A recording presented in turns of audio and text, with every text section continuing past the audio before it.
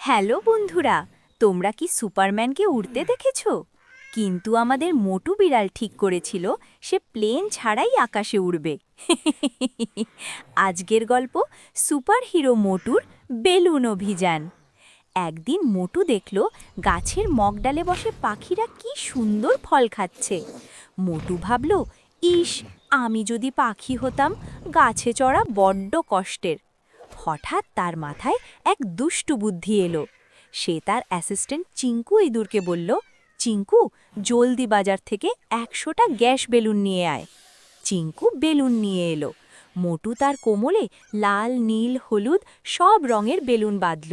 গলায় ঝুলালো একটা লাল গামছা, সুপারম্যানের মতো। চিঙ্কু বলল, ওস্তাদ, কাজটা কি ঠিক হচ্ছে? যদি পড়ে যান? মোটু হেসে বলল, চুপ কর, আমি এখন সুপার মোটু, দেখ কেমন রকেটের মতো উড়ি। চিঙ্কু যেই না রশি কেটে দিল, মোটু সত্যি সত্যি মাটির ওপর ভাসতে শুরু করল। উহু! সে গাছের আগায় পৌঁছে গেল। মোটু বলল, হা হা হা, পাখিরা সরে যা, আকাশটা এখন আমার।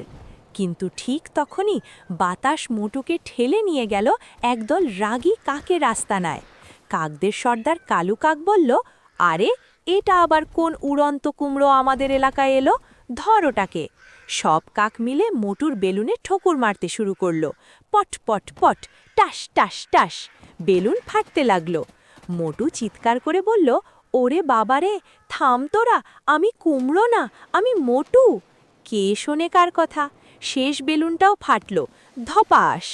মোটু সোজা গিয়ে পড়ল এক গোবরের গাদায়। স্কুইশ! পতাত! সুপারম্যান মোটু এখন গোবরে মাখামাখি। চিঙ্কু নাক চেপে বলল, কি ওস্তাদ, ল্যান্ডিংটা তো বেশ স্মেল দিচ্ছে।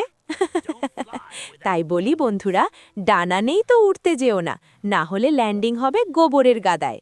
টাটা!